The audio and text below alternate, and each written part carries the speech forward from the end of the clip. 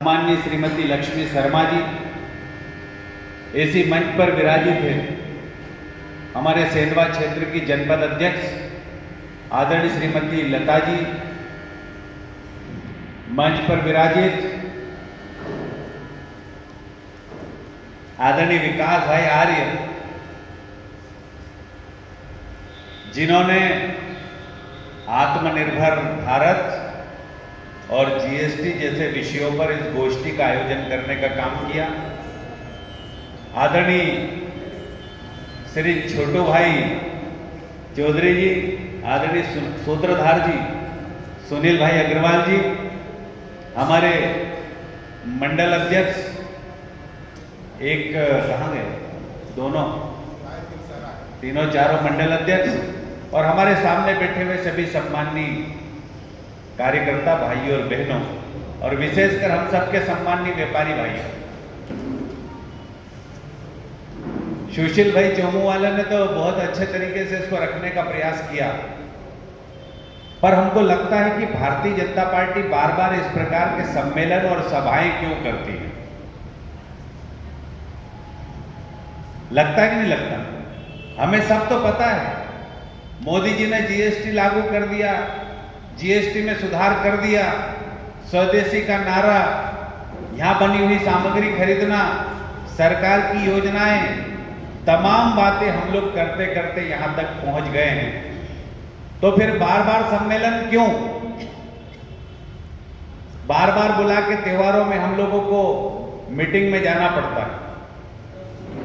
तो मैं आप सब लोगों को एक कथा सुना देता हूं, फिर हम बात आगे करेंगे, और मैं बहुत लंबी बात नहीं करने वाला हूं। एक सीधी लाइन खींचूंगा, आपको समझ में आ जाएगा कि आत्मनिर्भर भारत क्या है और जीएसटी क्या है। पर यह बात बोलना जरूरी है। अजय भैया ने कहा कि सम्मेलन करना है, कार्यकर्ताओं ने कहा कि अभी पिछले महीने तो किया है, 15 दिन पहले तो बैठक करी थी, इससे पहले ही तो करी थी, लगातार बैठकें चलती। एक बार ऐसा हुआ कि देश की धरती पर या दुनिया में ऐसी घोषणा हुई कि धरती पर एक भी बूंद पानी नहीं गिरेगा, बरसात नहीं होगी, ऐसी भविष्यवाणी हुई। तो दुनिया के सारे लोगों ने काम करना बंद कर दिया, किसानों ने खेतों में जाना बंद कर दिया। मुझे बताइए, अगर हमको बोल दिया जाए कि अगले 25 सालों तक कोई चुनाव नहीं होगा, तो कोई कार्यकर्ता नामावली लेकर घर घर जाएगा या कोई नेता हाथ जोड़ने के लिए घर घर जाएगा क्या? बताइए मुझे। कोई भी नहीं जाएगा। और बच्चों को यह बोल दिया जाए कि बेटा अगले 20 साल तक कोई परीक्षा नहीं होना है, तो कोई बच्चा किताब पढ़ेगा क्या? और किसी व्यापारी को बोल दे कि अगले 20 दिनों तक कोई ग्राहक नहीं आने वाला, लॉकडाउन लग गया है, तो व्यापारी अपनी दुकान खोल के बैठेगा क्या? नहीं बैठेगा। स्वाभाविक प्रक्रिया ही। लेकिन इसको बोलते आपदा, इसको बोलते आपदा या आफत या मुसीबत या समस्या।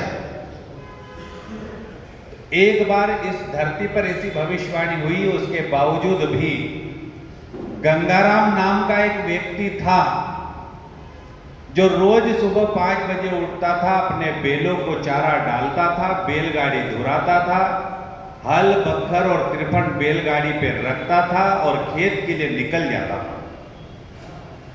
और ये लगातार उसने काम करना शुरू किया।